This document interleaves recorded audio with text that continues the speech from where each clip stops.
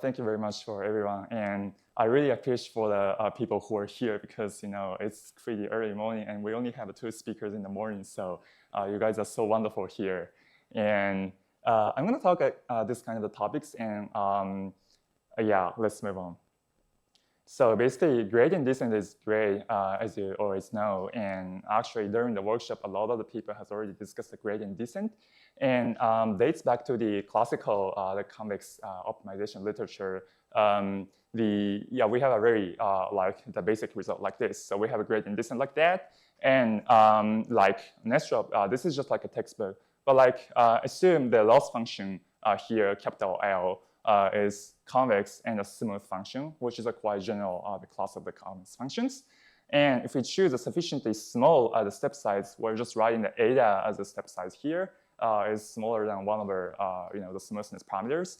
Then basically it converges in the worst case like the order of the 1 over capital T. T is a number of the iterations. So this is known to be optimal for the some worst case the function. And I can, I guess there are some students, so I will just give a very brief introduction to the why it works so intuitively.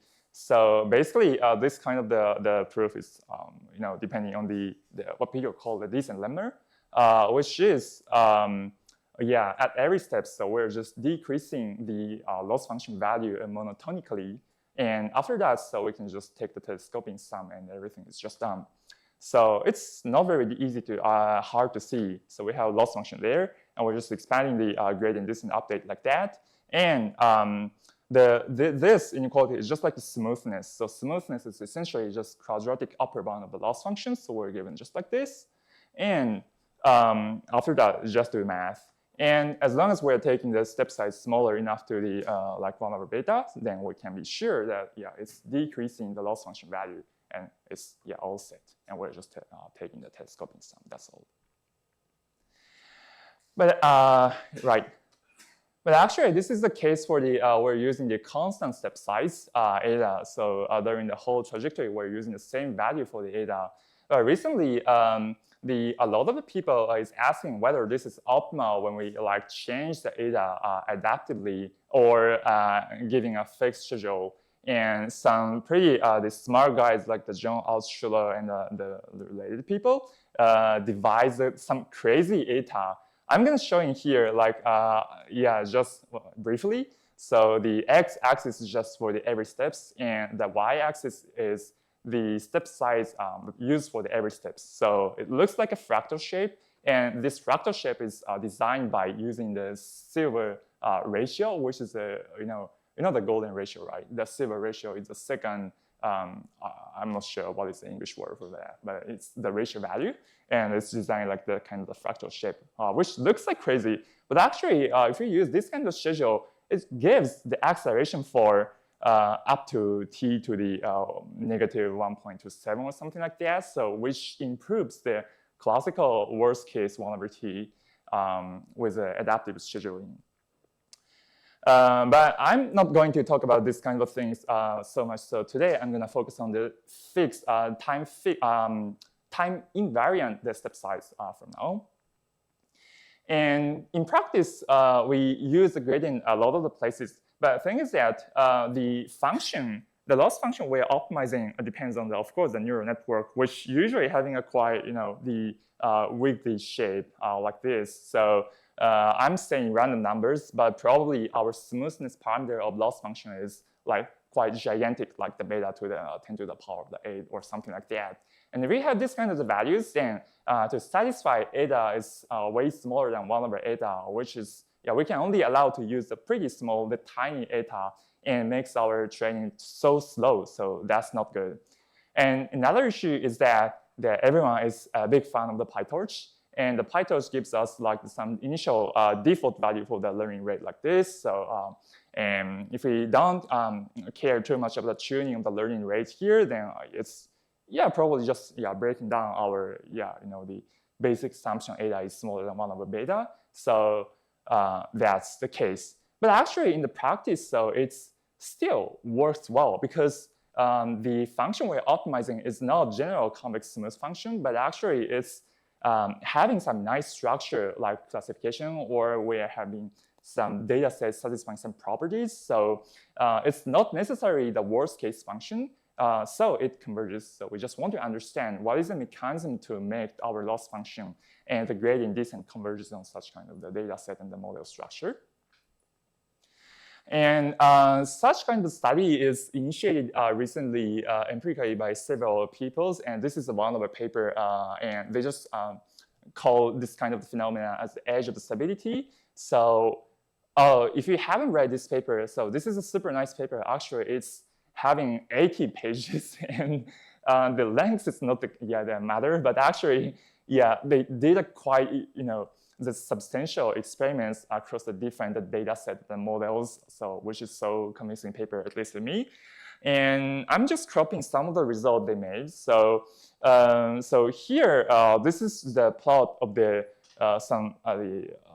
gradient descent run on some neural networks, and here x is the time at every steps, and the y is the value of the 1 over beta locally. Of course, beta, the original definition of the smoothness depends on the global structure of the loss functions, but we can also consider the value of the beta locally. So it's like some local value of the 1 over beta. So it's and different colors indicates the step size we're using for the gradient descent. So we have two phenomena here. The first is the people called progressive sharpening here. So as you see, in the first few moments of the gradient descent, so the value of the 1 over beta increases locally, so which means the beta value is the decreases, like having a better the local smoothness, like that. And the second phase is that stay on the edge, which is just like the edge of stability. And interestingly, they stay locally on the beta approximately equal to the 1 over eta, which the eta is our chosen the step sizes. So it's like magical but interesting. And this can be also observed for the wide across the different networks and the data sets. So since this kind of the empirical works, a lot of people is interested in how to understand the phenomena here. And there is a bunch of different questions, like why we're still converging to the some nice point, or as I introduced, why we have this kind of local sharpening the phenomena, or why we have this kind of the equilibrium like the phenomena here. So everything is kind of the interesting phenomena. So this is the field to work on. And of course, I don't think there is the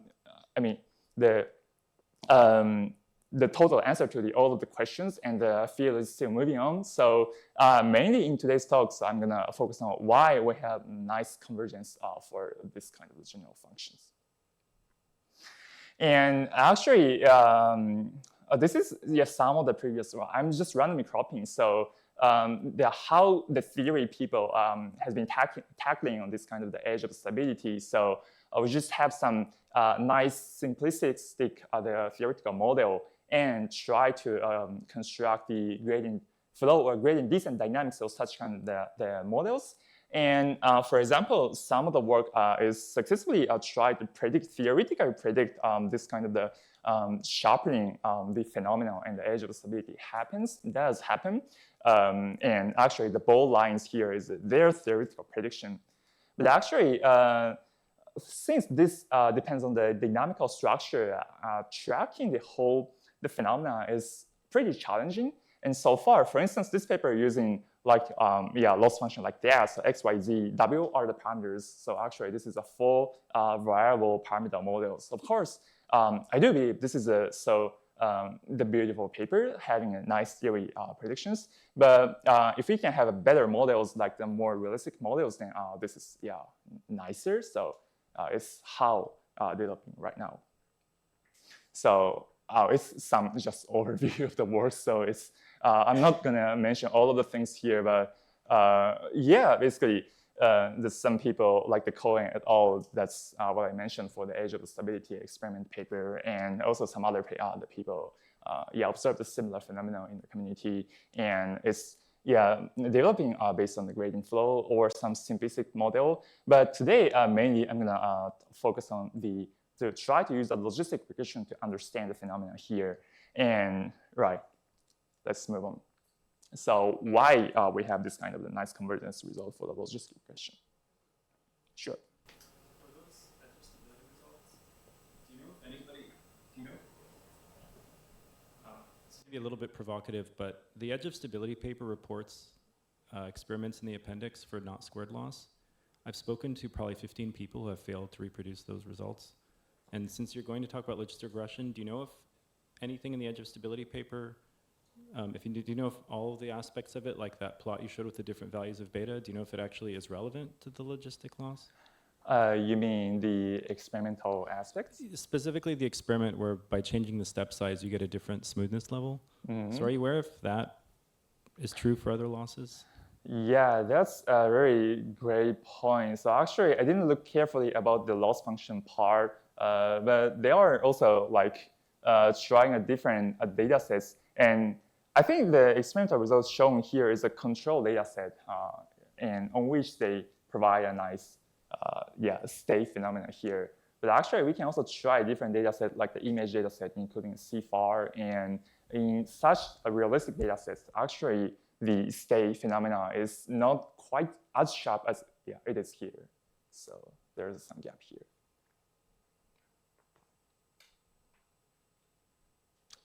All right, let's move on. So I'm gonna just gently try to build up the setup here. So it's quite basic here. So let's assume this is so restrictive. I know this setup here, but let's just try to be simple as possible here. So the data set we're considering is the linearly separable binary classification data. So we have XY pairs, the Y takes them +1 or -1.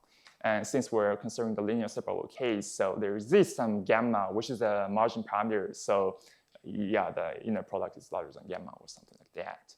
And as for the notation, so I'm just flipping all of the points to the positive side to make that every point lies into the one side of the half spaces. So I'm just writing the yx to be z. So just forget about any labels. Just look at the points here. And I'm gonna talk about the linear classification. So actually, even though this is a deep learning theory workshop, but everything here is linear. So just forgive me for such simplistic. And we're running the gradient descent. So for W, so we take some gradient and just update like this, and we update the half spaces just like this. So this is the setup so far. I guess this is the most basic setup. All right, so I'm going to talk about the one of the earlier work, which is one of the Mathieu's paper as well, and also the first author is Jin Feng, which is also mentioned by the Mathieu's yesterday quite many times. So I can just mention a little bit about the story behind how I initiated this project. So last year, so just in this season, so I went to the Berkeley, and I just randomly know the Jin Feng, and we're just talking in the coffee breaks randomly, and what's your research topic? And I answered because at that moment, so I was working on some part of the gradient flow analysis, and he just convinced me gradient flow analysis doesn't work so well, or you should work on a more discrete dynamics like this. And he just introduced me this paper, and after that, so I was reading the paper, and which is quite interesting, but having some like improvable point, I feel like. So that's why I initiate this kind of things. Okay, anyway. So the loss function we're considering is logistic loss, and it's just like this.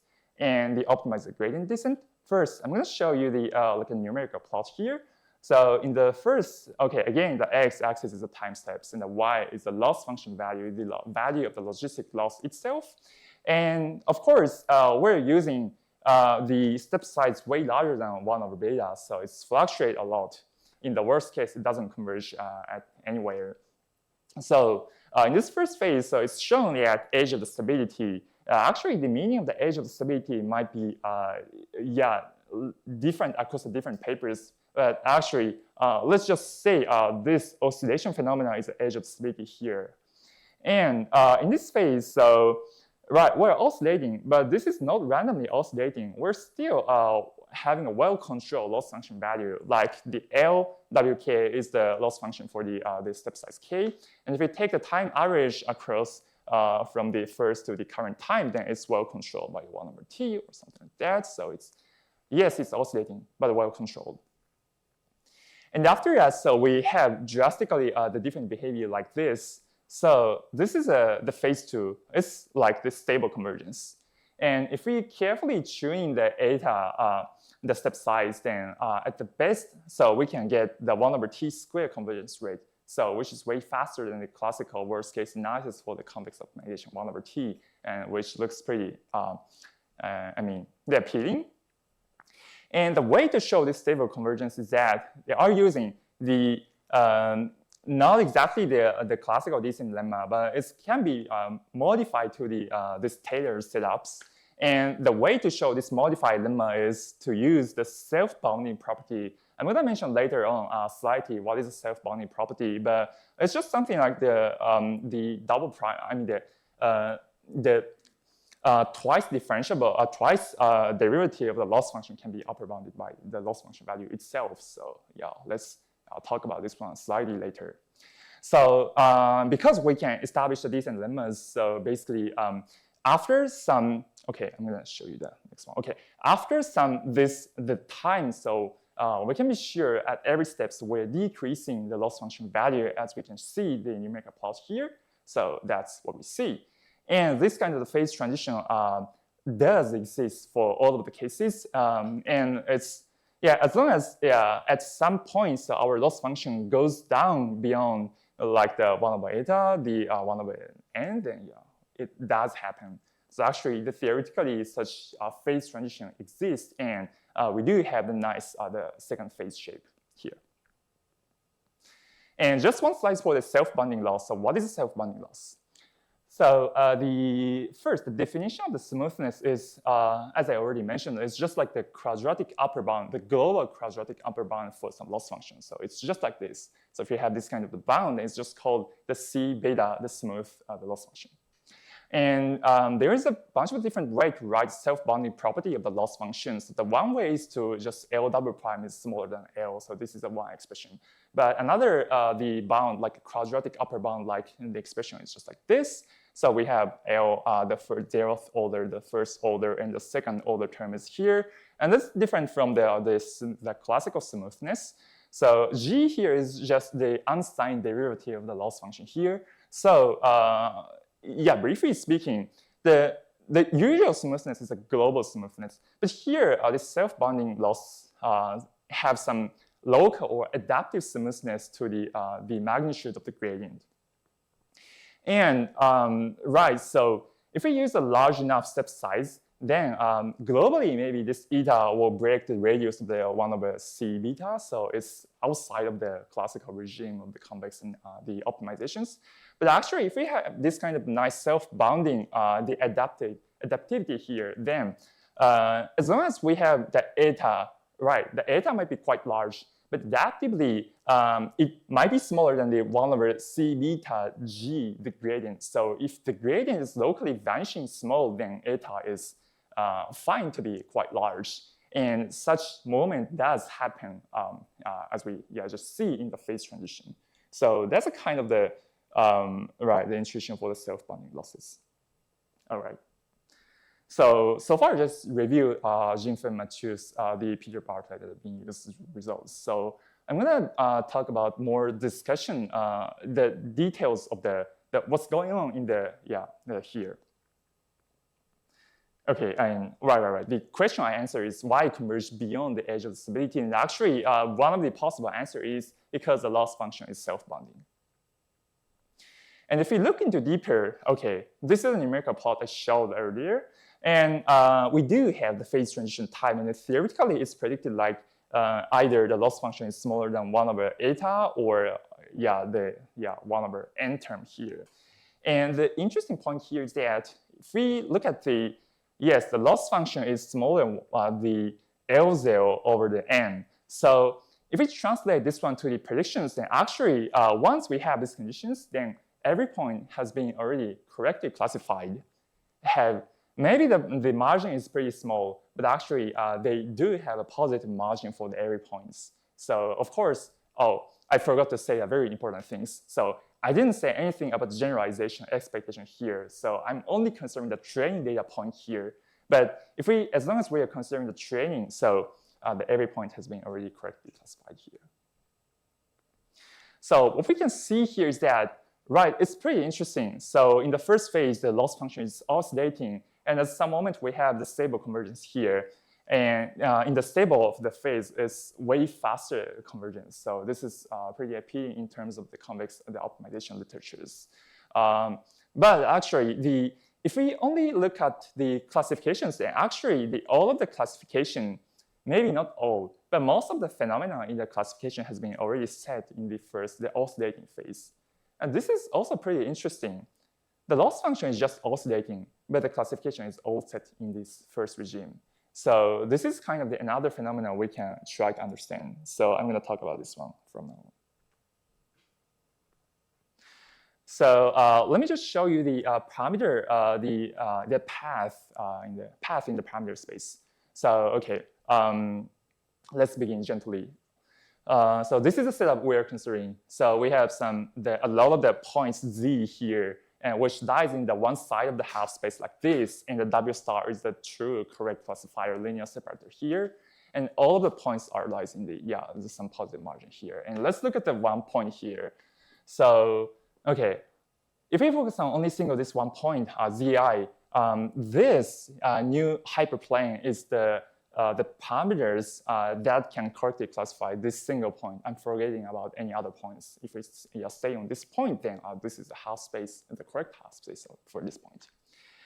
And then if we look at another point, zj here, like that, then this is another hyperplane to make correct classification for this single point, zj, right? And if we do all of the things for every point, maybe I'm pretty sorry for can you see that? Oh, yeah, maybe we should go to this figure. Okay. Actually, I'm drawing the cone, the very pale blue cone here, which is the intersection of all of the hyperplane for every single points. And I guess it's not salient here. Okay. But anyway, that's having this kind of shape. Okay, this is the intersection of all of the hyperplane for every single data points. So the thing is that once the parameter falls into this convex cone, then the classification for training data is already done. So that's what I wanted to explain here. And this dashed line, the cone, is for the parameter classifying all of the points correctly. And if it develops this way, then actually the loss function always decreases. So I'm just plotting the loss function value and it's level set for every levels. So if we go deeper in this W star directions, then we have lower and lower loss function value. And if we outside of this, the cones, then the loss function value is higher and higher. Right. So in the first point, so we're assuming that every point are linearly separable. That's also very crucial. And if we use a small enough step size here, then let's say the WT, the parameters here, and we're just updating to the perpendicular the direction to the level set of the loss functions. So the next step will be just like here, and at some point, so we're just entering this cone. So once we enter the cone, then all of the classification, all of the training point has been already correctly classified. So, and after that, so the updates keep tracking this direction of the W star like this. So asymptotically, it converges to the direction of the W star. So this is what's going on in the small step size, the gradient descent, and it tracks the gradient flow dynamics like this. And it's just something like the time discretization of the gradient flow like this. But once we have large enough step size, the picture will be changing. So we have WT here, and of course the gradient update is still like perpendicular to the level set of the loss functions. So we're just flying over to these directions. But this is way larger than this size of the cone. So we're just hopping from the one side to the other side of the cone like this. And right, but this hopping or oscillation is not arbitrarily large, and it is also shown by here. And again, from the right-hand side to the left-hand side, since this updates are quite large, so it's just jumping over again from the one side of the cone to the other side of the cone. Yeah, of course, I'm writing everything in the two-dimensional case, and in the higher dimensional case, this is way more complicated. But yeah, you can just use the similar analogy here. But even so, at some moments, so we're just falling into this dashed line. So at that moment, so we're just correctly classifying all of the points here. And that's some moment we're having a phase transition like this. And after that, so so because we're using the large step sizes, so the updates are still fluctuating like this one, and like this one, like this one.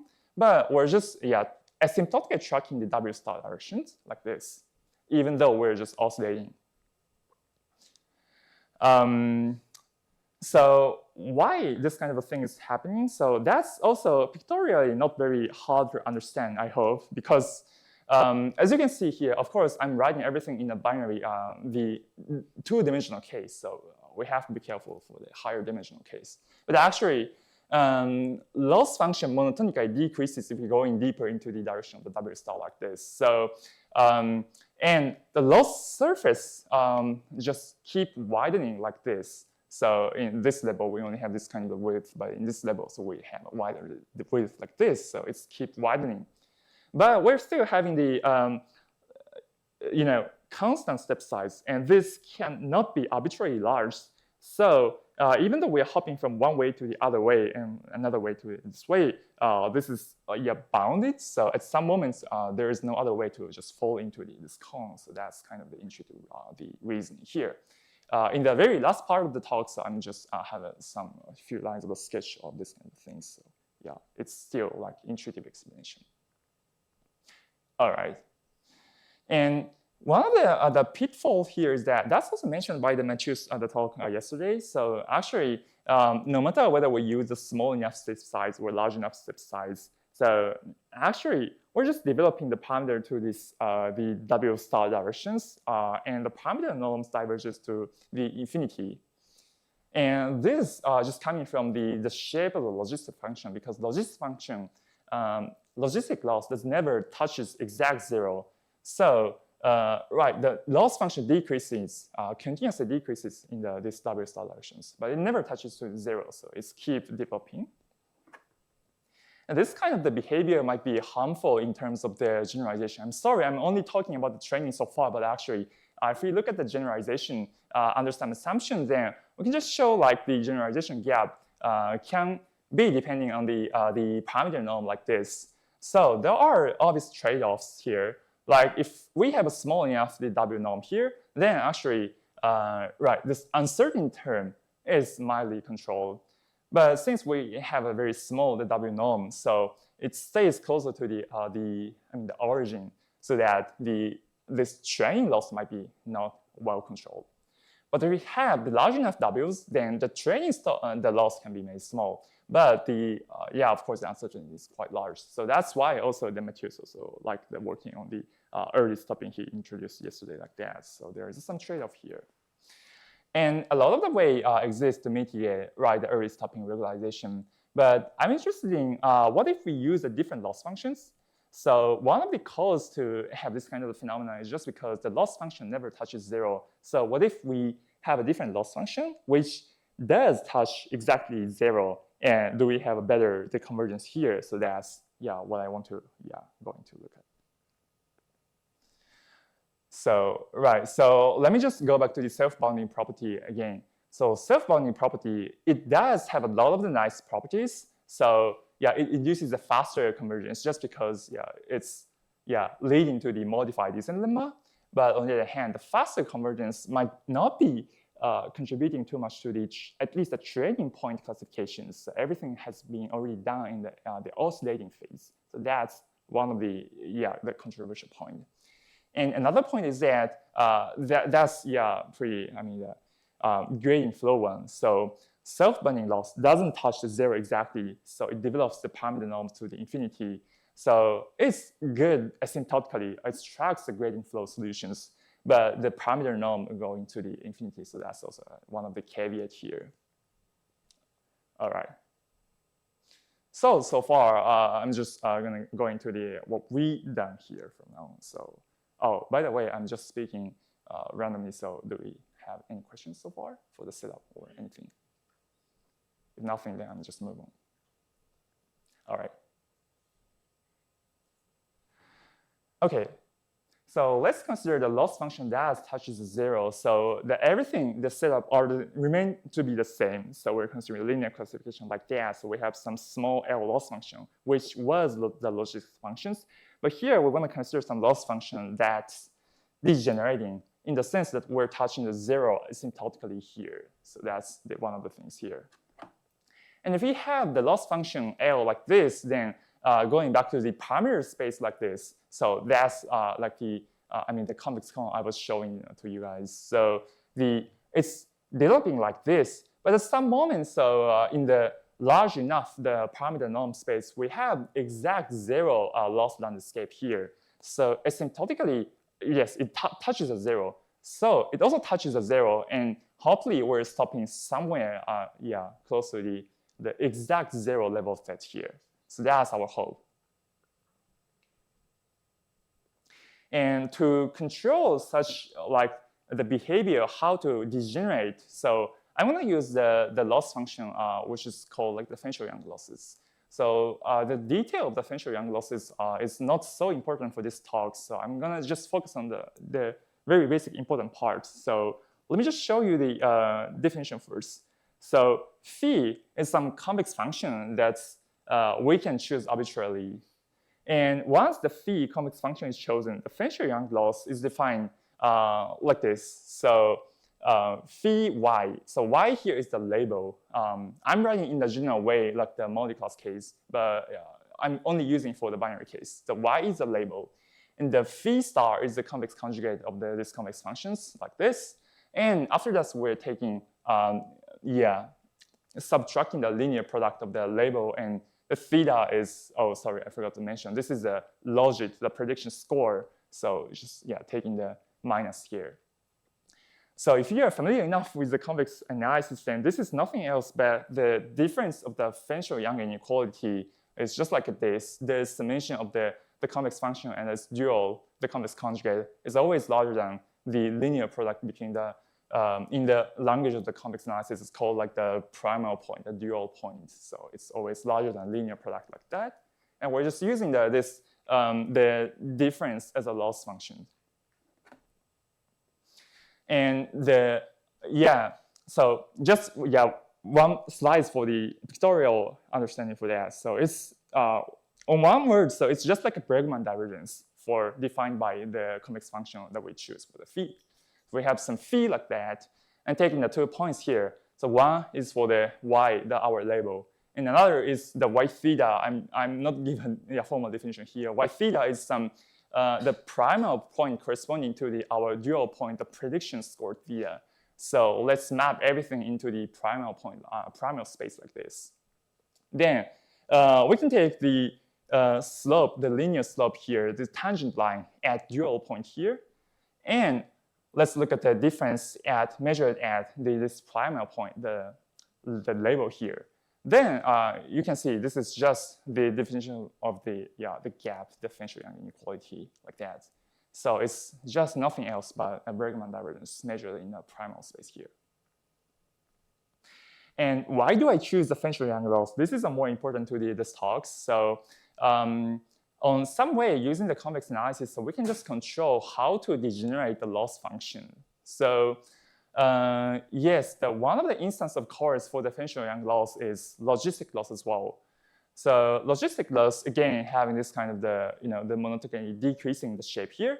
And if we say the logistic loss function is a dual, then we can just take it back to the primal space, and which corresponds to the Shannon entropy here, like that. So there is a primal dual correspondence between the Shannon entropy and the logistic loss. If we take the Shannon entropy or negative Shannon entropy as a convex function, then we can just generate the logistic loss function as a Feng-Young loss. And if we are interested in the non-degeneracy behavior here, the non-degeneracy behavior of the logistic function just coming from the boundary behavior of the entropy function here. So this kind of the channel entropy is called Legendre type. The general definition I'm not going to give here, but the important thing here is that the derivative of the entropy function diverges at the both ends. So that's one of the implications of the Legendre type function. So if we consider other entropy like that, so this is one of the entropy used in statistical physics called like Taiji entropy. We have polynomial shape instead of the logarithmic, the definition of the channel entropy. We're just replacing. Actually, physicists are usually to try to deviate the Boltzmann channel, the statistical physics, by using the deviation, polynomial deviation, like the Taiji entropy, like that. So this is one of the parameterizations. And as long as we choose a nice Q here, then we can just control the channel entropy, or Taiji entropy here is non-Legendre type. So we can just control the boundary point R finite, having a finite derivative. I guess like if Q is larger than 1, then yeah, you can just easily see that.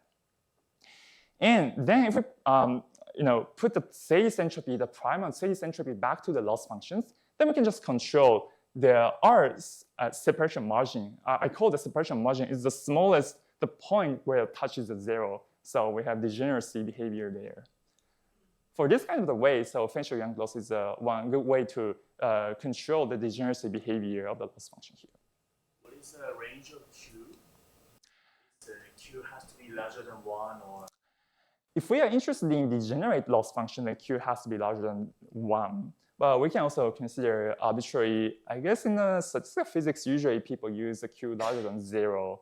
But computationally, sometimes Q smaller than 0 is also interesting. Yeah. All right.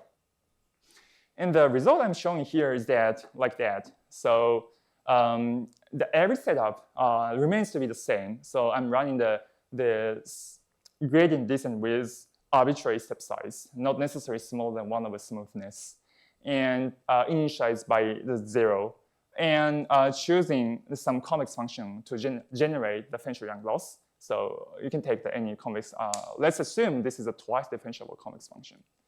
And assume the loss function, generated loss function have a separation margin, then eventually the gradient descent reaches the epsilon optimality here after some number of the steps like that. So this requirement of the number of the step size is larger than the error level to the power of the negative alpha.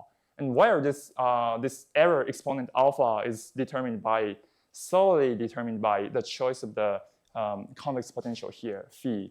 So as you can see here, by taking the prime and double prime for the phi and take a limit, then we can just evaluate the alpha value for every chosen the convex potential here. So that's a general result. So I'm going to show you the concrete the instances for the phi from now on. So here are a comparison between the channel entropy and the Taiji entropy. And as Shou asked, so probably we have to be careful for the parameter range of the Q here. And for the 0 to 1, this doesn't have the separation margin, so this is not interesting to us. But once the Q is larger than, okay, the Q equal to 1 is reduced to the channel entropy. And if Q is larger than 1, then it's taking this kind of form. And the convergence rate, if we carefully evaluate the alpha value, then it looks like that. So, right, if Q is larger than 1, then we can see, all right, this convergence rate, I'm writing in the way of the T and the epsilon. So if we flip the epsilon and the T, then we can see that the error level we can reach after the T step is as fast as 1 over T square at best. So, right, so that's one thing. I'm going to give an interpretation later on, so let me just show some example first. And another example for the entropy function is Rayleigh entropy. There is no definition for the Rayleigh entropy, but yeah, okay, yeah, Rayleigh entropy is also one of the different types of the generalization of Boltzmann channel entropy. And it also has some parameter Q, or I guess the beta is more commonly used, but anyway. And the Rayleigh entropy also induces the degenerate loss function as long as we take the Q is larger than 1. And you can see the convergence rate here, and oh, sorry. And it's also faster than 1 over T. And the interesting thing for the radiant entropy is that it can be reaching like the 1/t to the power of 3. And yeah, this is kind of the totally mathematic thing. So I don't have any intuition here. So I can just show you for fun. It's just for fun. For the Thales entropy case, right, so the convergence rate between the 1 and 2, the Q1 to 2, the middle column here is to the power of the -1/q. And if we approach the Q to the 2, then it's, across the 2, then it's, reaching like the -1/2, and it doesn't go over the 1/2. So it's a kind of the continuous, the behavior. But for the radiant entropy, between 1/2, it's the same. So we have the exponent like the 1/q. But once the q reaches the 2, then it's suddenly becoming the 1/3 discontinuously. I don't have any intuition. If we take the limit of the alpha there, then it's just becoming like this for some reason. And just to be sure, so for the radiant entropy, we can't consider q over 2 because if it's over 2, then the phi is no longer convex. So we can't consider that. And here are some numerical plots here. So I'm just comparing the logistic regression and the status entropy. And the setup here is so simple. I would say it's not very interesting practical, but interesting to see in the control setup here. So we're only having 4 points for the training data and doing the gradient descent over the different loss function here. And for the logistic loss, we have clear the edge of the stability phase in the stable phase here. So that's what predicted by Jin-Feng et al. And for the status entropy, actually, you would see it's also stably converges here, right? But actually, that's not the case. So if we carefully look at that, then actually, even beyond some threshold, it's still continuously, fluctuating. A tiny fluctuation is, existing here. So it's, stays on the edge of stability. But the loss function value is decreasing all the way like that. So at some point, we're just, reaching the epsilon optimality. So that's, going on here. So we don't have a phase transition for such case, the loss function here. That's what I said here, right? And I'm taking a q larger than 1/, the 1.5 is q to the 2. So for the logistic loss, so that's the same. So I'm not going to talk about that. So for the status, so edge of stability. So we only have an edge of stability. It's more salient right here. Like the red line here is decreasing but oscillating, and it reaches our epsilon optimal at some point. But it's interesting to see that you may notice for some large enough step size eta, then we're just finitely converging here. So that's some of what we expect in the initially to use the degenerate loss functions.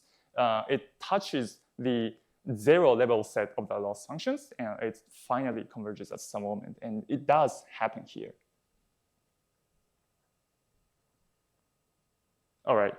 So it's very brief proof sketch here. So before going into the proof sketch, so is there any like the question to the phenomenon or the result here? Do you have the experimental result for the Rani? For ReLU? No, I mean for your second. I mean you have like two kind of. Entropy? Yeah. I don't have for the Rani entropy just because it can do that, but actually to solve the Rani entropy, the loss function requires us to solve some Newton equations. So that's, it's just, I was lazy to do that. All right. Yeah. So, question. So, it can converge, but so for the in the right hand side. So, but does it converge to? The solution doesn't converge to the max margin solution. Am I right? So, that's right. That's right. So it just converges to somewhere not random, but not the 100% alignment to the gradient or the max margin solution. So that's a kind of the trade-off between, it's not tracking the infinitely large the parameter the values, and we're just stopping at somewhat in the middle.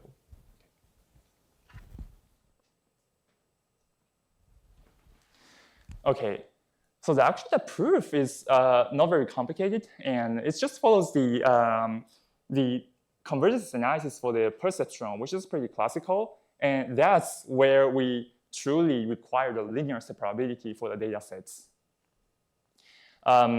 Eventually, the key inequality to show the proof is that this kind of inequality. So we're just tracking the alignment between our parameter WT and the true parameter W star, and which obviously have an upper bound by the Cauchy-Schwarz inequality like that. So let's try to upper bound and a lower bound those alignment of the parameter in the true directions and have a CU and a CL upper and a lower bound. And if we can show this inequality during the time where we still didn't reach the epsilon optimality, then once we have the opposite this kind of inequality, then it means we already reached the epsilon optimality. So yeah, let's establish this kind of the inequality. For the lower side, it's just followed by the gradient descent of the updates. So try to expand the alignment term and expand the WT by the gradient descent updates. So it's just like this. And a G here is again, it's the unsigned derivative of a loss function here. And right, so we're just taking some arbitrary one misclassified point. So unless we attain the epsilon optimality, then there exists at least one misclassified point. So we're just taking this point here. And for this moment, so we're just assuming, actually this is a kind of tricky part, but actually let's assume this unsigned derivative has some strictly positive lower bound during we're misclassifying any point. So let's write this as a G mean here.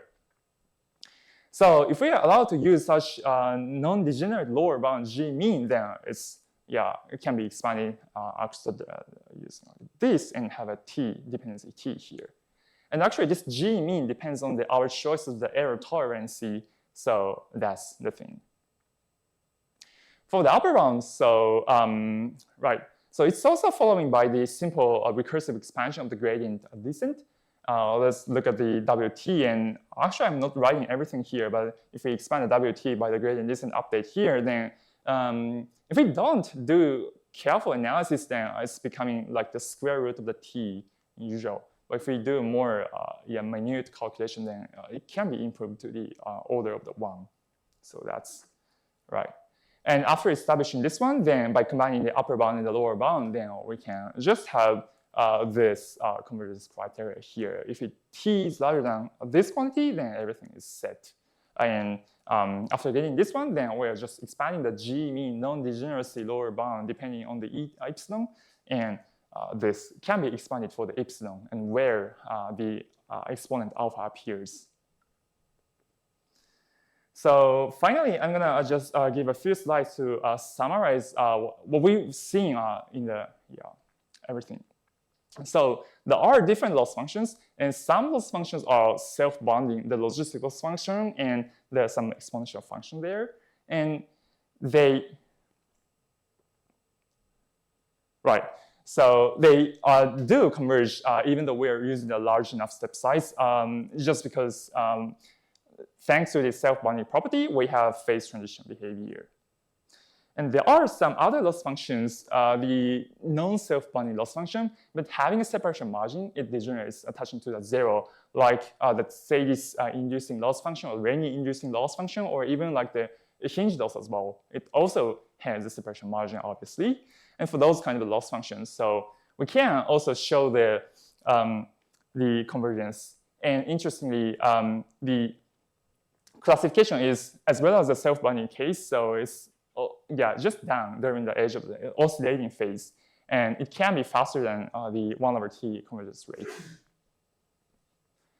And actually, there are some nasty loss function here. This is neither the self-bounding or the neither having a the separation margin. So it's a Feng-Lei loss again, but generated by Gaussian CDF, which is like a corner case. But it's actually having some phase transition like behavior.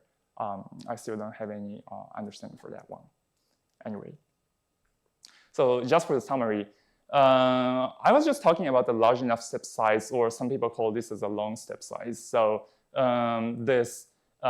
if we leverage some structure of our problem, like gradient descent or logistic loss function, like the specific classification problem structures, then we do have the convergence and even better convergence than the classical worst case analysis in the convex optimization literature.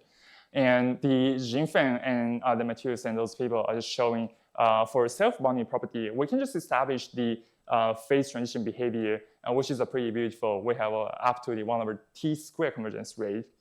But if we only interested in the classification, the phenomenon, then actually this oscillating behavior is always doing good, contributing to the classification, as long as we are only considering the training points. And that kind of the convergence can be also established for the beyond the logistic loss, and can be faster than the logistic loss in the oscillating phase. And there are some open questions like convergence rate I showed is suboptimal, so I'm just full fonts showing for you. So I plotted some, the plots here. And actually, this kind of the convergence is actually way faster than polynomial convergence. So I only show the epsilon to the power of the negative alpha, but it's I measured it's as fast as like the exponential convergence, but actually I didn't still don't have any result for that.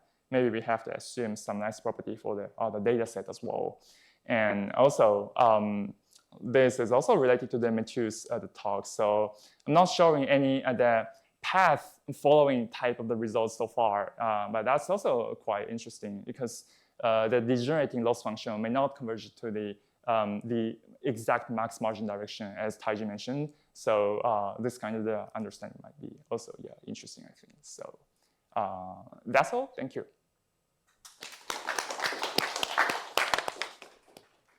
Any question from the audience? So I have a question about the threshold of step size to enter stable phase in the first part.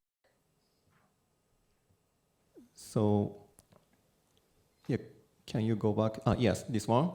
So now, I ignore the second term for simplicity. So then, does this mean we can take the step size eta equals 1/LWS to always stay within the stable phase, meaning the monotone decrease of the loss?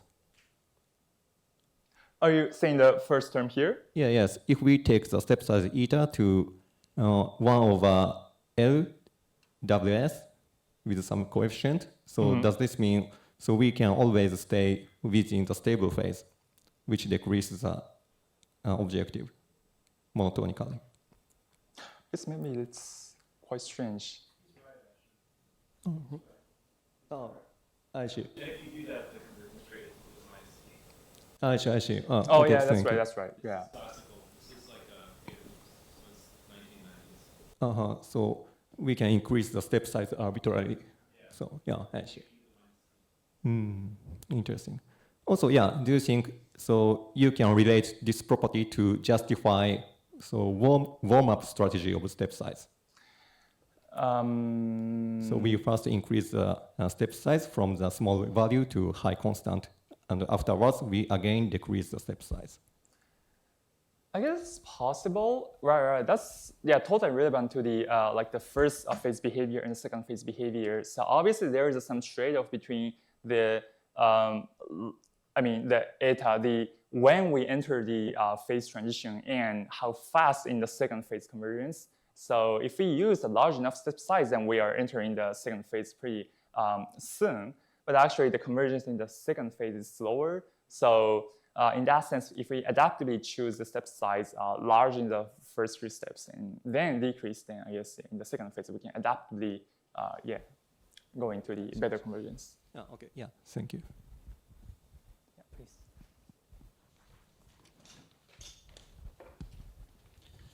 Thanks for your talk. Could you please go back to the generalization part, so with the norm of the parameter? Oh, not this one, right? Yeah. So, okay, you have the 2 terms. Okay, one is the training error and one is uncertainty. Okay, so which one dominates? So in classical, the optimization, okay, we have the training error maybe is a 1 over t or something like this, and the generation error is can be well behaved, so 1 over square root n or something like this. And now if we have the larger the step size, and the training error will be more smaller, right?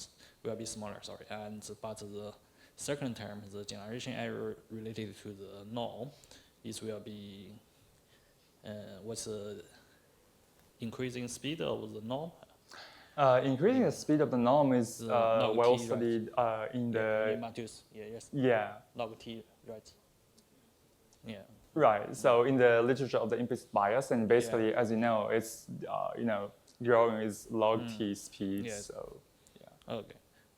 Okay, so the second term is log t, and the first term is 1 over t to 1 over square right. root t. So yeah. Because I'm not sure this trade-off. Okay, anyway. Okay, my question is,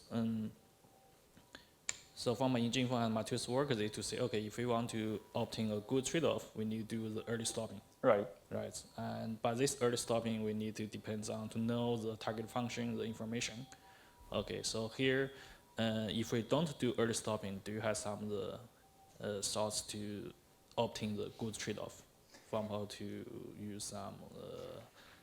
That's somewhat Data, why yeah. I'm expecting. Right. There are a lot of ways to mitigate the trade-offs, so regularization, early stopping, and the different loss function here. So that's I was showing there, and so far in today's result I was showing. So I'm not showing any way to resolve the trade-off because I'm not following the path tracking things. So that's the remaining part. So I'm only looking at this training error decreasement so far. So but I'm hoping that. Okay, thanks.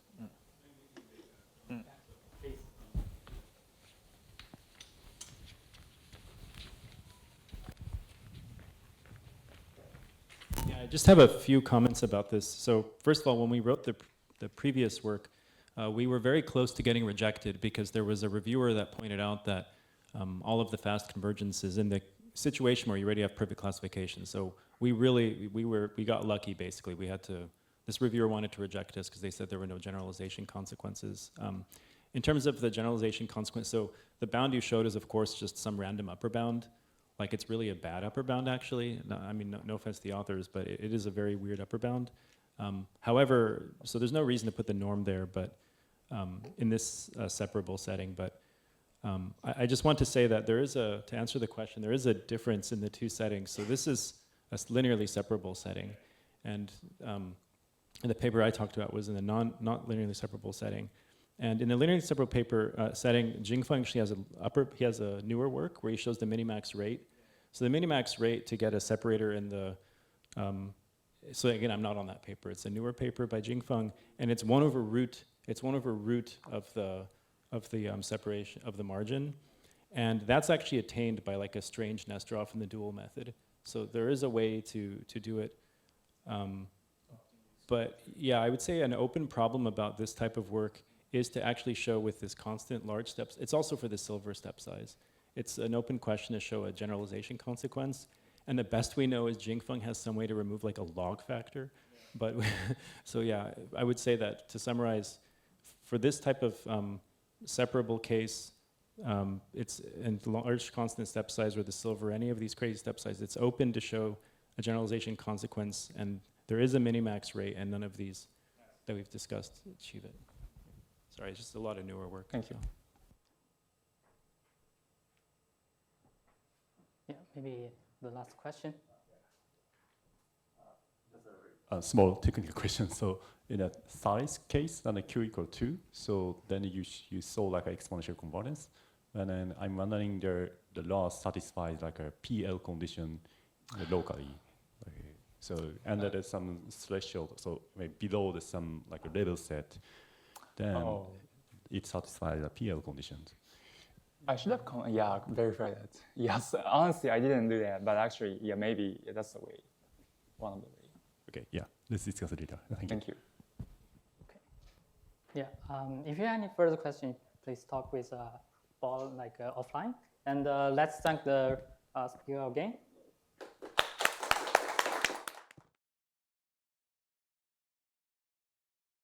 Okay, hello everyone. Today is my great honor to share with you guys my research in this prestigious workshop. So my name is Feng-Lei Fan, and I'm an assistant professor from Department of Data Science in CTU Hong Kong. So due to the family reason, I cannot attend this workshop in person. I apologize for this, but actually I have already booked the hotel and the flight, and I also got the visa, but I have to cancel them. And hopefully in the future I can visit RICON AIP in person, and I'm sure I will.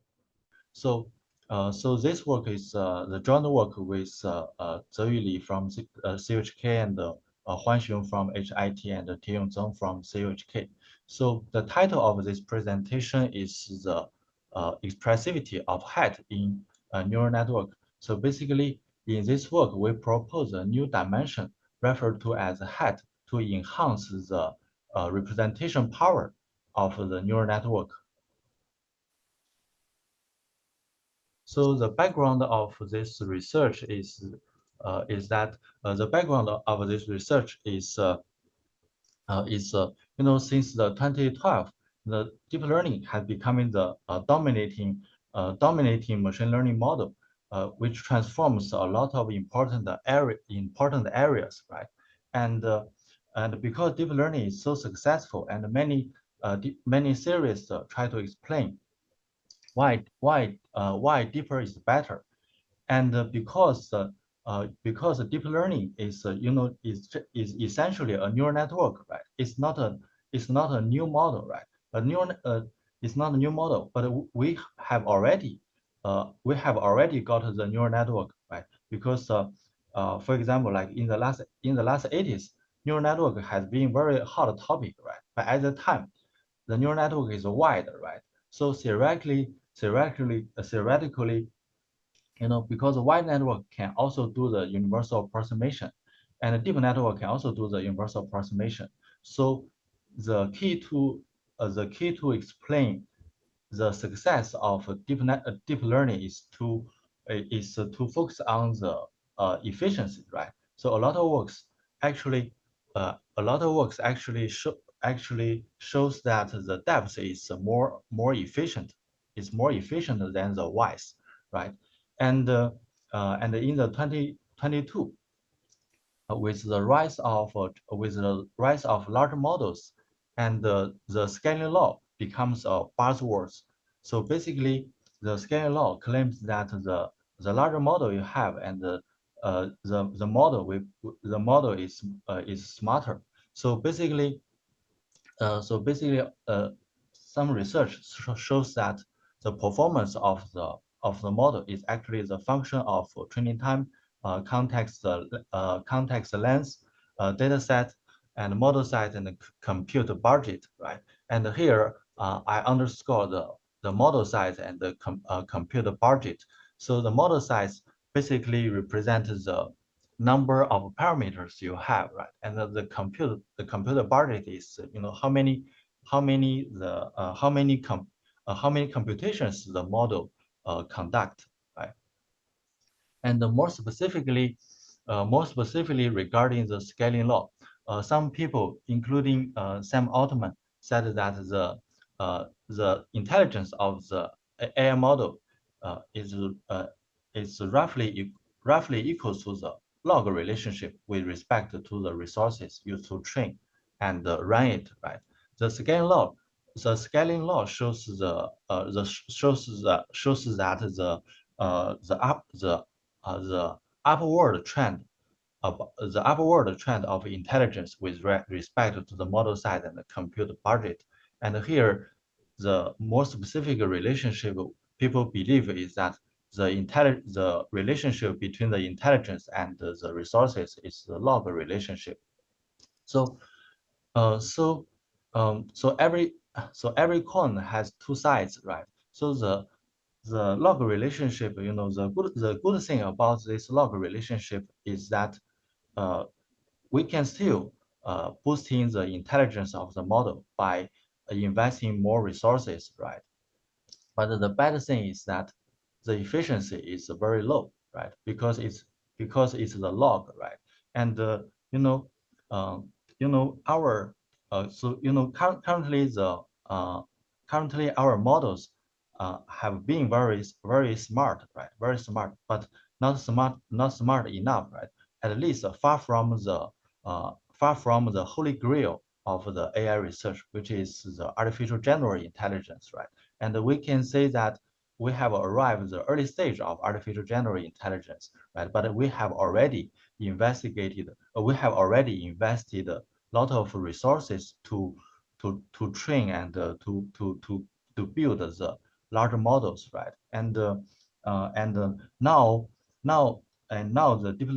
the practitioners have thought that the large models are already very hard to serve, right? So training a large model is very expensive, and deploying a large model is also very expensive. So this is the better thing about this scaling law, right?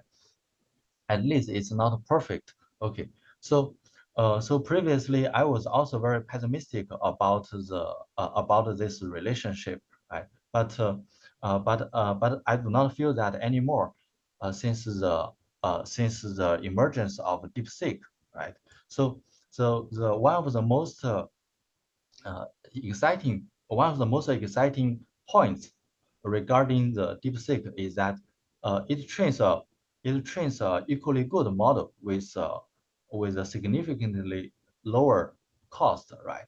So I read the DeepSeek technical report very carefully, and it mentioned the 10 primary technologies that contributed to reducing the cost of reducing the training cost. And one technology is that one technology is the use of MLA, which is multi-latent attention, right?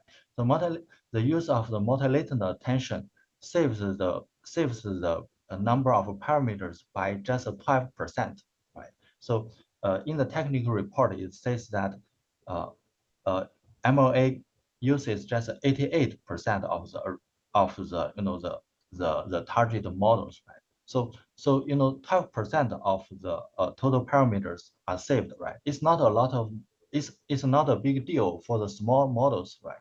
But it is a big deal in the larger models because it means that it means that originally you need 100 GPUs, right? But now you just need 90 GPUs, right?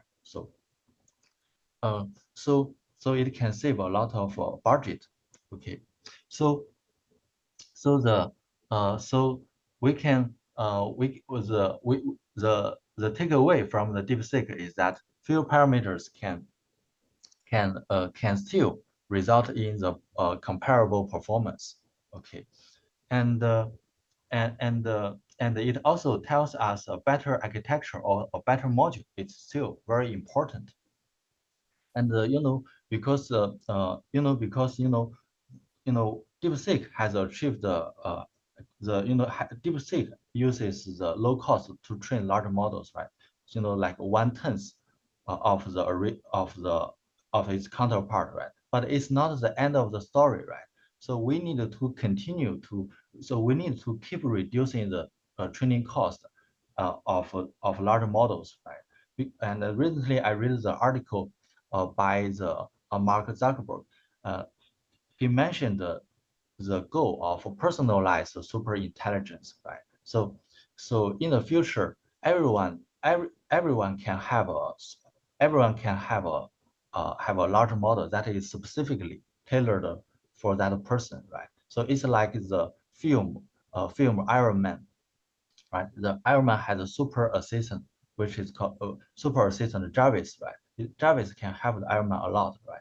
And the personalized super intelligence is the future goal of AI, right? And we can think that if we need to if we train the large model if we in the future if we train the large models for everyone, so the training cost will become a very important issue we need to address, right? And we are not there yet, right? So DeepSeek is a good starting point, 1/10 1/10 cost, right? But in the future, we need to really keep reducing the training cost, right?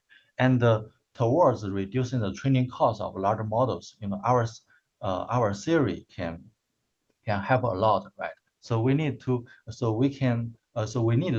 the better architecture and a better module towards the personalized super intelligence. Okay, and our motivation, along this direction, our motivation is simple. So which is a dimensionality blessing. So we regard deep networks as augmenting a new dimension. So so our idea is like this, So although we call the network deep networks, right? But the network are actually both wide and deep, right? And a lot of papers shows that you have to keep some minimum width. Otherwise, increasing depth will not give you a lot of gains, right? So in the last 80s, we have the wide networks. At that time, the networks are shallow, right?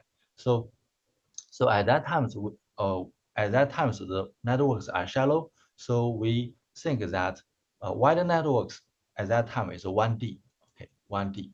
And deep learning is to augment a new dimension, right?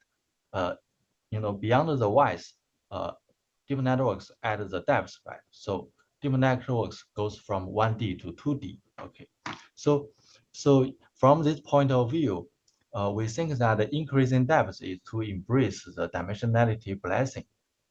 Okay, so we often hear the word of the curse of dimensionality, right? So that means that when the dimension of the problem goes higher, then solving this problem becomes more and more difficult, right? But we also have the dimensionality blessing actually, which means that the problems becomes easier when the dimension of the problem goes higher, right? So dimensionality blessing is actually widely observed in different areas, right? Math, physics, and engineering, right? So I can show several important examples, right? I think the one of the most important examples in mathematics is the complex numbers, right? So the complex number is a small addition,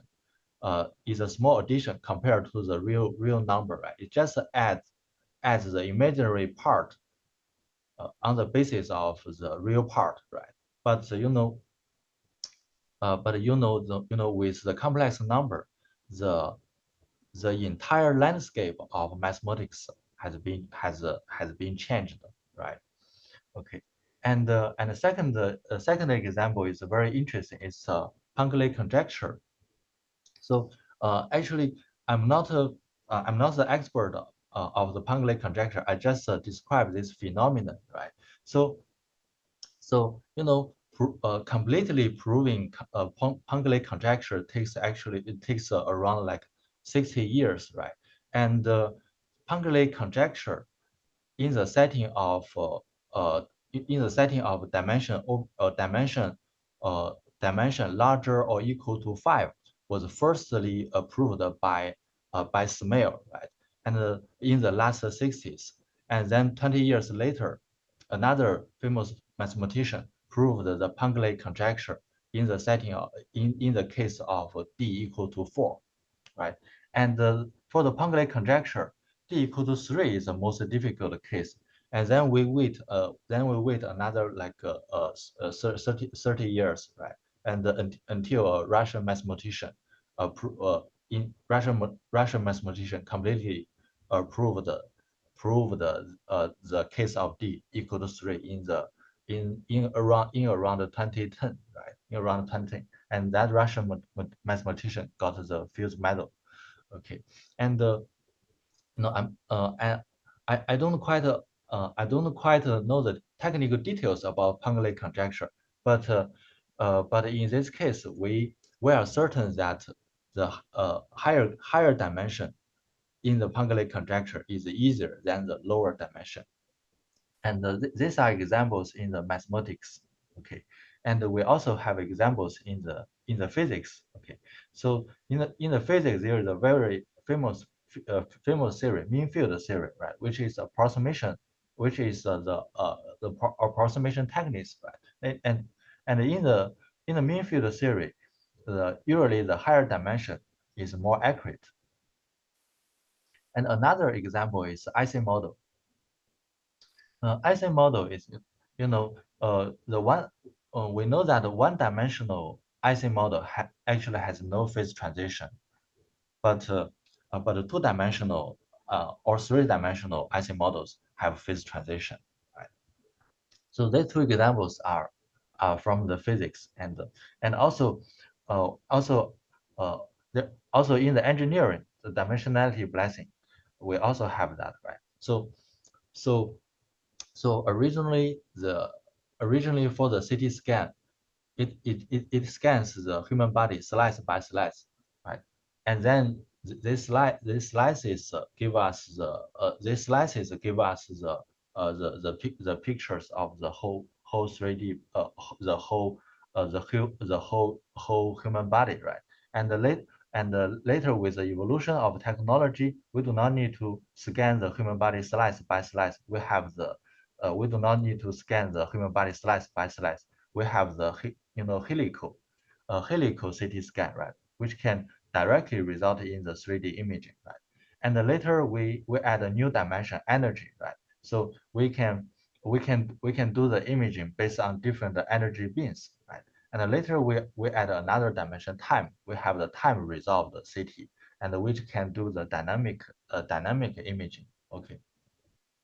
So uh, so, uh, in brief, we regard deep networks as as a dimensionality augmentation. So and the deep networks have achieved tremendous successes, right? So so so so the adding depth. So the adding depth is to embrace the dimensionality blessing. So along this path, so our curiosity is, can we augment more dimensions for a neural network? Okay, okay. So we have a width and a depth, right? So with the idea of augmenting a new dimension, so naturally, we have the so-called hat.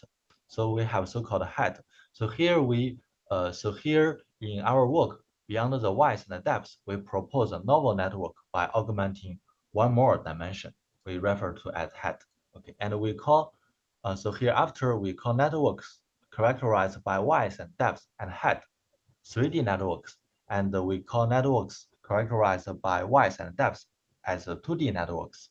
Okay, so actually the prototyping height network is straightforward. So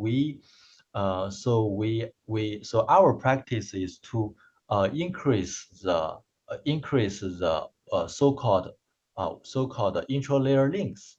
Okay, we insert intralayer links between neurons in the same layer. Okay, so here it is a two-dimensional network, right? And we add intralayer links between neurons in the same layer. In this way, we can create a hierarchy in the same layer, right? And we put this network in a different view, right? So we put some neurons horizontally, and so it becomes a 3D networks, right? So actually the notion of height arises very naturally from the intralayer neuron connections, right? Because originally a neural network has two directions, right? So here is the y direction, and here is the depth direction, right? and because the intra-layer links create a new hierarchy within the same layer. So now this network has three directions. So here is the width, and here is the depth, and here is the height, right? So the information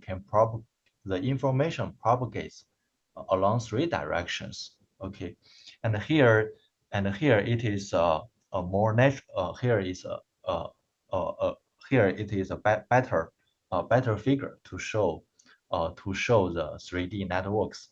And one thing that was mentioning is that uh, adding the intra-layer links can we can the intra-layer links can be non-local, right? So this is so it's like the RESTnet, right? So the RESTnet is the non-local connection across across different layers, right? And these layers are not neighbors, right? And for the 3D networks, we have different floors, right? So here is the second floor, and here is the first floor, right? So here, for example, in this example, we have these 3D networks have three floors, right? The first floor and the second floor and the third floor, right? And actually, the intralayer links can be non-local, so we can connect the neurons in the first floor to the neurons in the third floor. Okay, so this means that the neurons in the third floor, takes the input from the neurons in the earlier layers, and it also takes the input from the takes the input it also takes the output of the neurons in the same layer. Okay, and so this is our idea of height networks. And so any questions, so we can discuss now.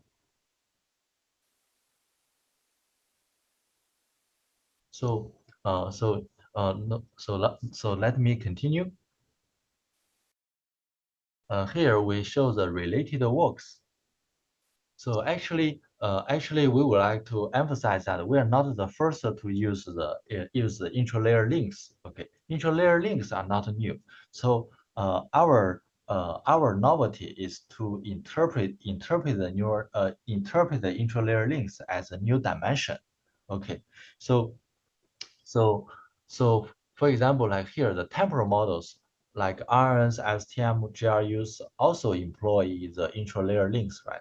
But that is for the sequential data. So that is very natural for the sequential data.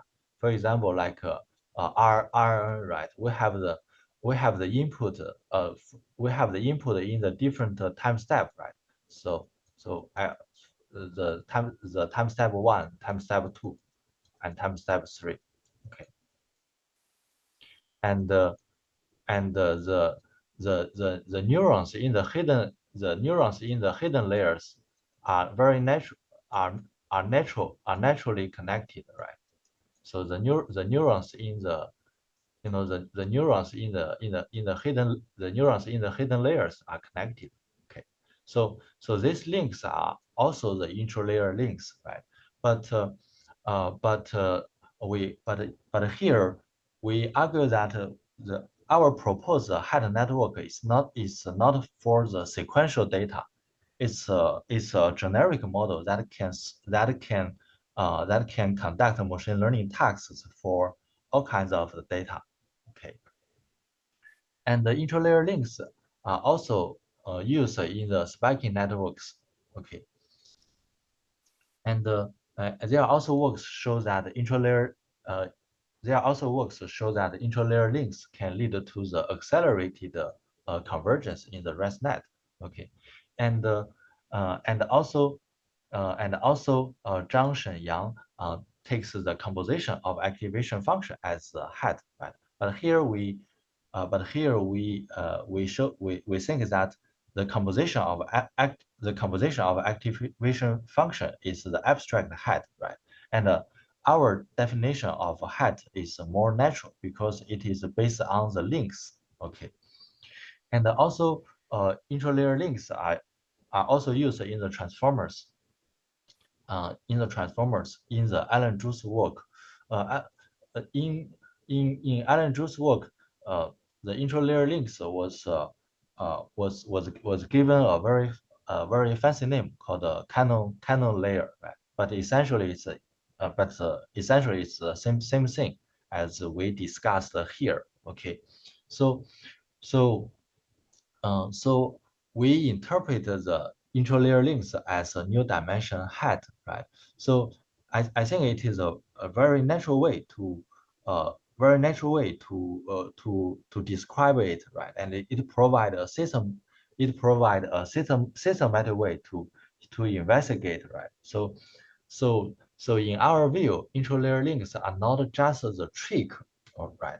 Are not just the trick for the neural network, right? So our interpretation give it a holistic view, right?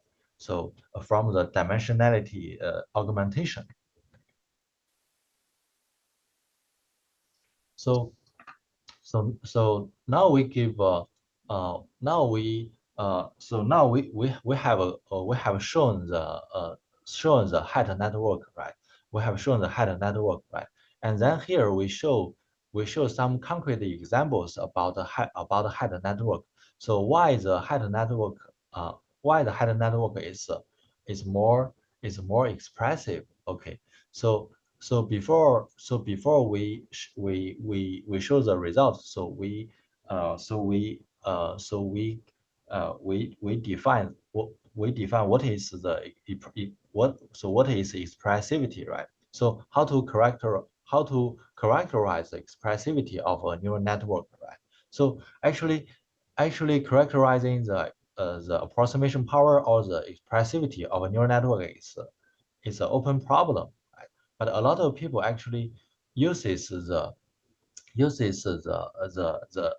measure of the number of linear regions to describe the expressivity of a network, right? So why they use why they use the number of linear regions? So this is because the ReLU is the dominating activation function, right? And the ReLU is the piecewise linear function. So a ReLU network, a ReLU network is essentially a piecewise linear function, right? So it divides the input space into different linear regions, right? So naturally the hypothesis is that the more linear regions a network divides, then the more expressive this network will be, right? So for the number of linear regions, right? It is for the multivariate inputs, right? So here we make the problem easier. We consider the univariate case, right? So the input of the network is one-dimensional. Then the number of linear regions will becomes the number of pieces, right? Okay, the number of pieces. So here we use the number of pieces to characterize the expressivity of the network, right? And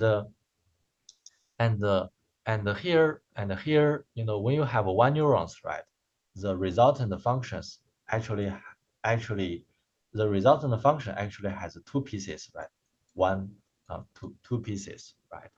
And for the 3D networks, right? For example, if you have two neurons, right, 3D network, and you can find that it gives you four pieces, 1, 2, 3, 4, right? Four pieces, right? But how about the 2D network with two neurons, right? So for the 2D network without the interlayer links, without the interlayer links, and you can find that two neurons can only give you three pieces, right? So the relationship is the n+1, right? Is the n+1 for the 2D networks, right? And but for the 3D networks, the story is different, right?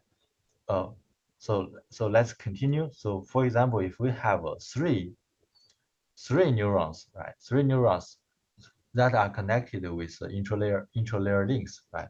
And you can see that you have a 1, 2, 3, 4, 5, 6. Okay, 6 pieces. Okay, and 4 neurons give you more, right? So it can generate more pieces than the 2D networks without interlayer links, and more importantly, you can find that we do not increase any parameters in this example, right? So we just we just use the minus. This is a new operation, right? But without any parameters attached on the interlayer links, right? So the number of parameters are the same, right? But you can express more pieces than the 2D networks, right? Okay, so the takeaway message in this slide is that head can generate more pieces. Okay. Okay. So now let's see another example. So this example is more important, right? So here the takeaway message is head can express the sawtooth function more efficiently. Okay, so here is our example. So why we care the sawtooth function? So why we care the sawtooth function? So because it is the core, of the of a lot of deep learning approximation result, right? So the use of the sawtooth function originates from the Yarosky's seminal paper, right? Yarosky's seminal paper, right? So this paper is a very famous paper, which gives the approximation rate of deep networks, right? So in the framework of this paper, so it uses the sawtooth function to approximate the so-called the power operation. Then it uses the power operation to approximate the product function. Then it uses the product function to approximate the Taylor expansion to establish the approximation error, right? So the sawtooth function is the key component in the framework of the Yarosky's paper. Okay, and here we actually show that using the 3D networks, we can express the sawtooth function much more efficiently. So here you can see that, right? With two neurons, and we can express like three pieces, right? So actually we can from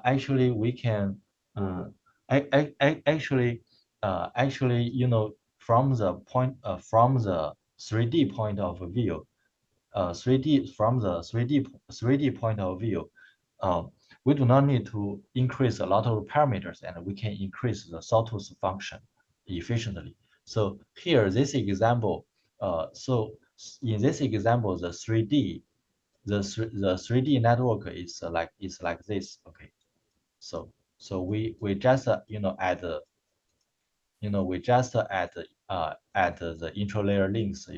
We do not add the interlayer links a lot, right? But we can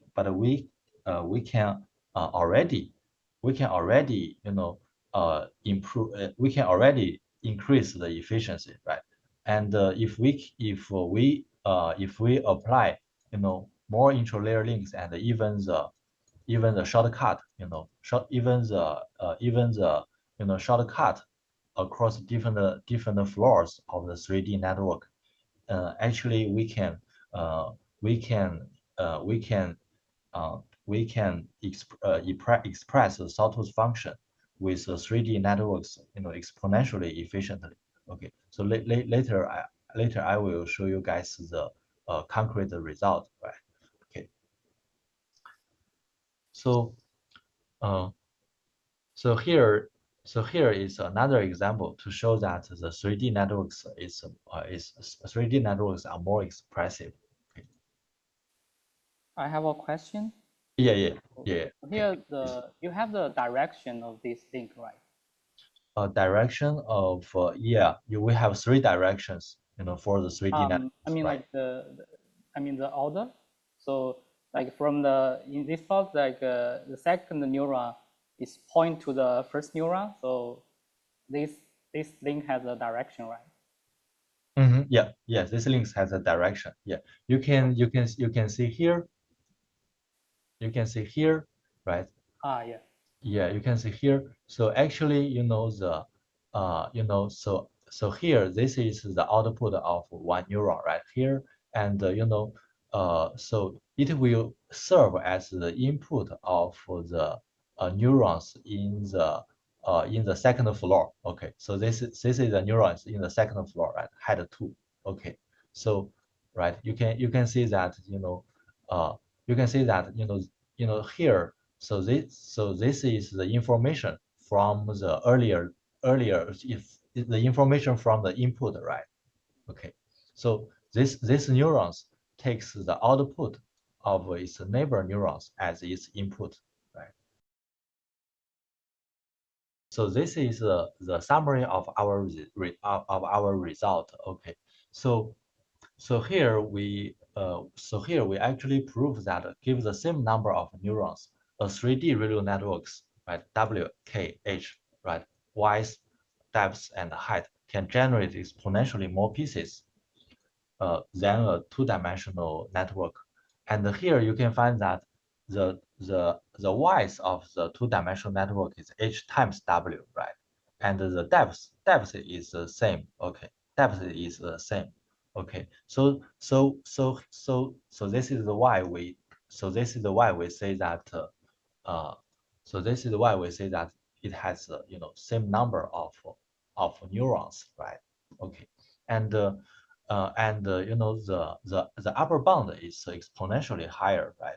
And I would like to emphasize that this upper bound is not a vacuous. Okay, so we indeed can we indeed use some construction analysis to arrive this upper bound, which means that this upper bound holds true for some holds true for some networks. Okay.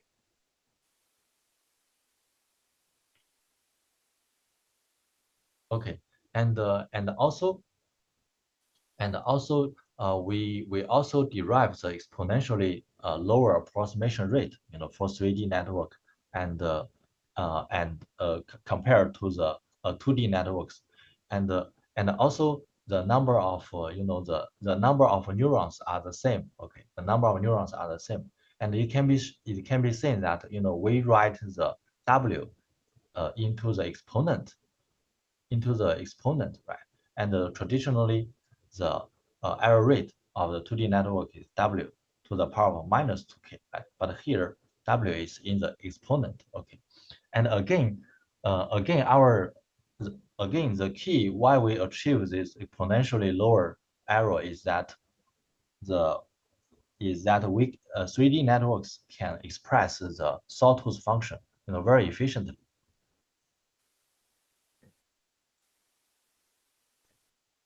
And we also do the empirical validation, right? We have conducted numerical experiment on 5 synthetic dataset and 15 tabular dataset, 3 image benchmarks to verify that 3D network can indeed deliver competitive regression and classification performance with fewer parameters. Okay. And here is the formulation of 3D networks, very, very complicated. But I just put this for the completeness of this talk. I can give you the example of the 3D network computation, right? So as Dr. Wei Huang mentioned, the interlayer links are directional, right? The interlayer links are directional, right? So this is the first layer and the second layer, right? And you can attach a coefficient for the interlayer links, right? You can attach the coefficient for the interlayer links, right? Okay, and also you can use the shortcut. You can use a shortcut in constructing the 3D network, right?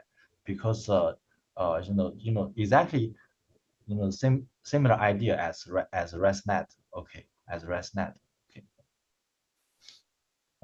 So if you use the shortcut, then the number of increased parameters will slightly higher, right? Will slightly higher. Okay. Okay.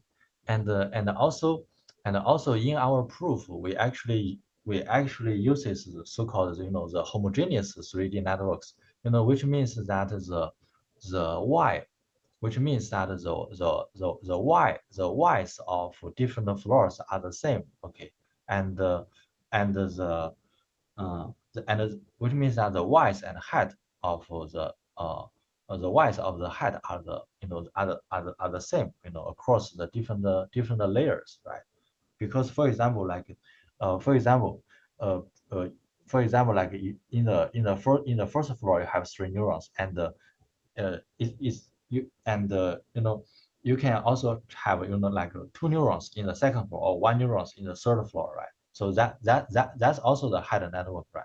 But we make our life easier by by investigating the homogeneous 3D networks, right?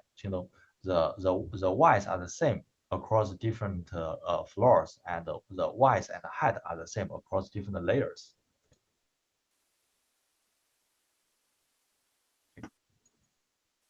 And the computational complexity, the in constructing 3D networks, we indeed increase the parametric complexity, or and the computational complexity, but the difference is minor, right? So in terms of the parameter complexity, for example here, right? So originally it is a dense matrix, right? So originally it is a dense matrix. Okay, so the parameter complexity should be should be O n square, right? But because we do not add, because we can add just a few interlayer links. So the increased parameters are in the scale of O(n) instead of n squared. So it is minor. Okay. So for the for the computational complexity, adding the height is adding the height increases the smaller complexity than increasing the depth. Okay. And here we provide the bound and the construction analysis. So as we just mentioned, the upper bound of the number of pieces can be exponentially higher than the 2D networks. Okay, and this bound are actually achievable. This bound are actually tight, for some networks, and we successfully construct this we successfully construct the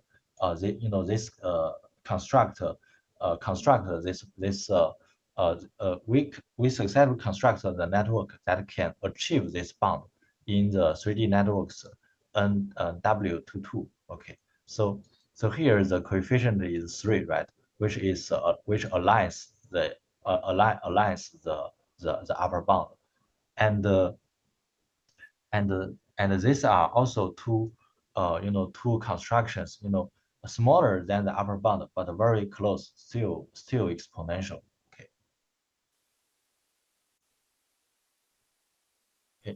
And here we so here we come to the most important question about the 3D networks, right?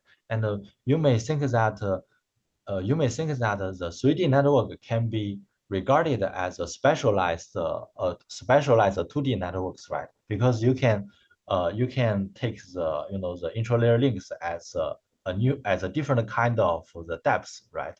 So it so it's so so actually this is a very natural thinking, right? You can think that, right?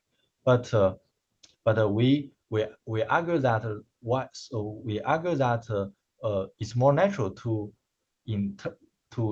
not interpret the interlayer links as the depths, right? Because the notion of a height comes very natural, right? So it can make our description for the network easier, right? And also fundamentally we can see that the mechanism of the height is different from the depths. Okay, so we think that they are essentially different. Okay, so the first evidence is the mechanism of producing the pieces, right? For the depths, it uses the repetition effect, right? Based on the composition of functions, right? It can generate more pieces, along each monotonic piece, right? But for the height, a little bit different. It is a gating effect, right? So why height can generate more pieces? It is a gating effect. This is because one neuron has a two stage, right? On and off, right? And if the embedded neuron is the on state, right? And it has some pieces, right? If it's off, it has some pieces and combine them, right? This is the gating effect, right? So gating effect is not that. Gating effect is different from the repetition effect, right? And also adding height does not increase the number of affine transforms and activation functions, right? So so we so if so the if we define the depth as a number of affine transform and activation, right? Adding height actually because adding head exerts a gating effect, right? So the number of affine transform and activation is still the same. Okay, is still the same, and also the number of parameters are smaller for the head networks. Okay.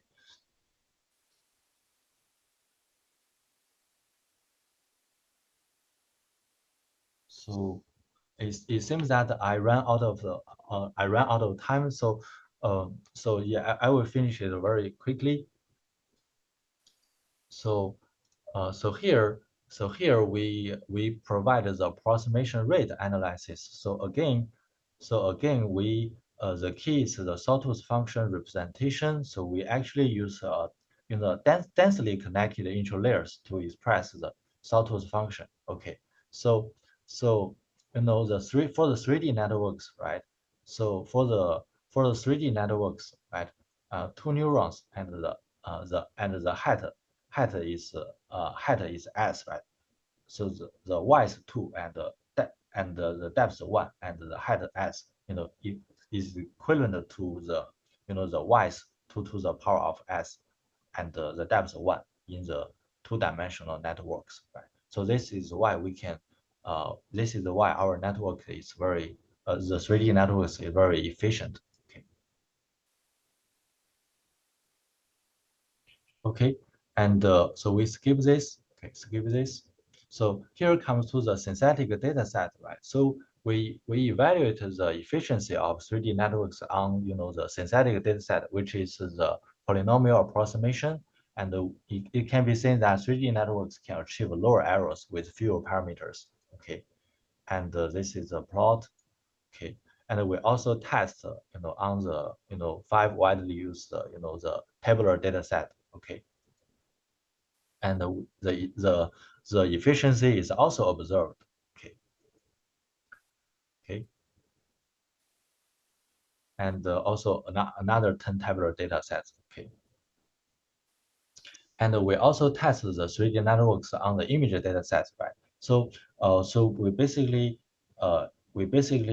inserting intralayer links across different channels, right? For example, originally we have 32 convolutional channels, right? Now we divided into 16 and 16, right?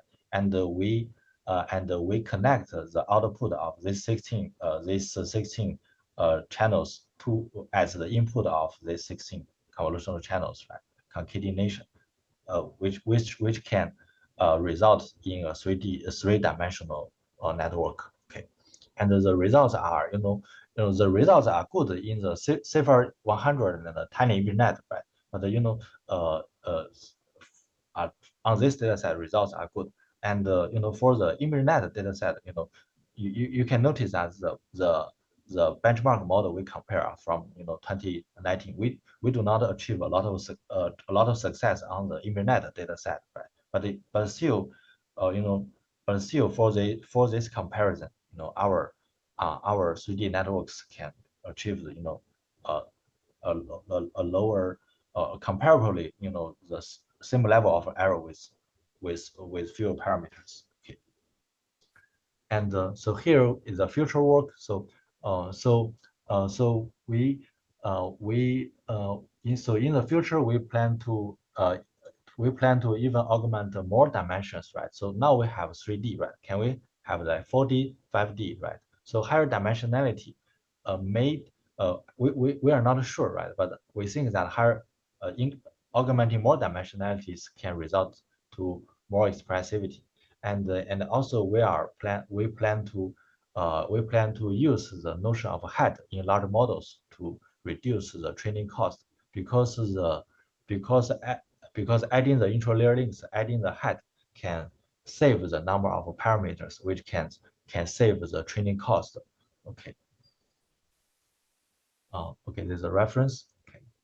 I think this is all for today. So thanks for your listening. So any questions?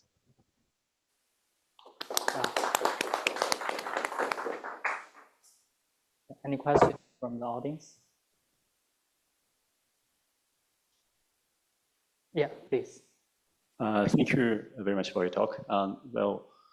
You showed a kind of separation between just a deep network and like a 3D network of your proposals, but how about using a kind of sparse connections instead of the dense connections?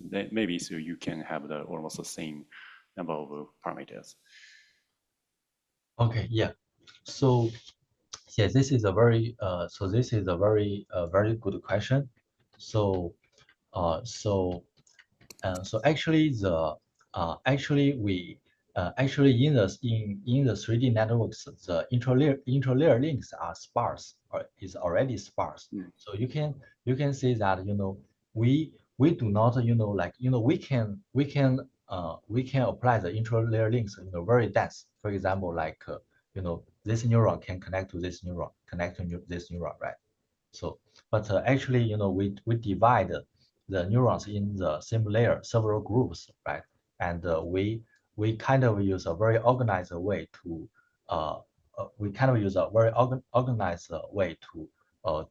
insert the intralayer links. And very luckily, the sparse intralayer links can already result in much more expressivity. So we do not try the dense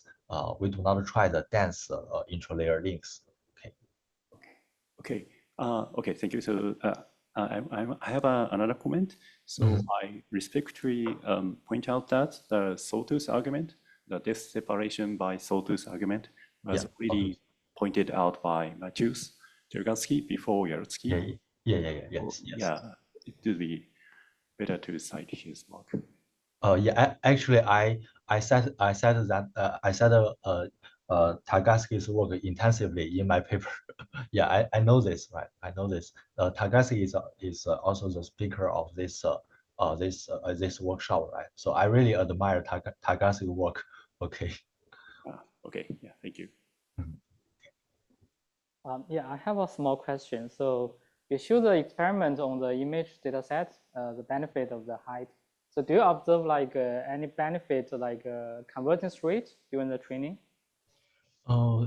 Yeah, this is a very good question, right? So actually, uh, actually,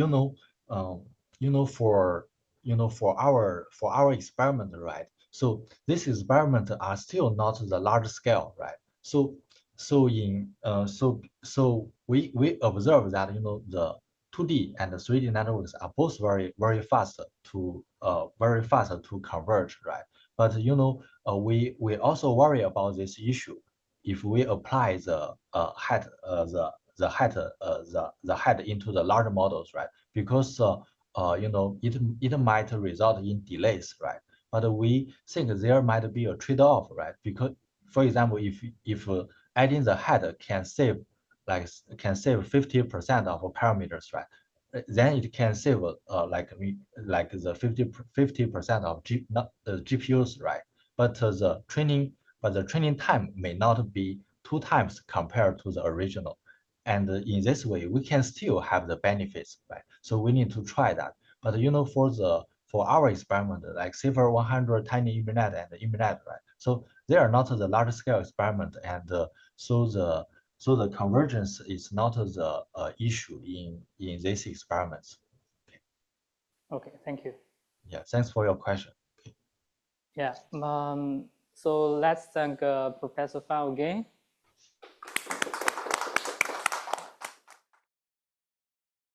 Yeah, I'm gonna give us a few comments just for the closing remarks to wrap up this workshop. Okay, so thank you for attending this workshop. So I personally really enjoyed this workshop. So yeah, so one reason is because I invited people who I wanted to hear your talk. So yeah, so I enjoyed it very much. And actually, maybe so you have already enjoyed some interesting part of the Japan, like the food and maybe shrines. Anyway, so in this workshops, we have discussed many interesting topics like scale, optimization, and computation, and representation, sampling, generalization, interpretability. Yeah, so these are very important, but we also realize that so there is a huge gap between practice and the theories. So maybe we still need to consider what the theoreticians should do. Okay, that is a kind of very important point. And also, so Matheus kindly pointed out, so some Japanese researchers embedded some very important concepts. So one of them is the CNN. Actually, so this is Fukushima's paper about the neocognitome. So yeah, you can see this is indeed a convolutional neural network. And also I checked that his paper, and yeah, so actually there was a redo. So he used the redo, and also there is a normalizations, batch normalizations. So yeah, this is very interesting. So it was just on 80s, but so the computational power was very weak, but he invented these kind of things. This is nice. And also I want to give another examples, like a Hope field network. So the Professor Amari and already proposed the Hope field network 10 years before the Hope field. And also another Professor Nakano also gave this equations. So this is exactly Hope field network. And he implemented this Hope field network by hardware like this. This is interesting. But anyway, so this was like 30 or 40 years, 40 years before now. No, 50 years before. It's amazing. So then what can we do for the next 50 years futures? So yeah, I hope some mathematical consideration will have the future, but I'm not sure. Okay, so anyway, so I'd like to thank all invited speakers. So thank you for coming to this workshops, although Japan was very far away from US and China and so on. And I would also thank the organizers for your help. And also I want to thank all the attendees and also all the weekend staff. So thank you very much for your great jobs. And we enjoyed our lunch and the dinner and the coffee. Yeah, thank you very much. So, okay, so that's it. So thank you very much for joining us.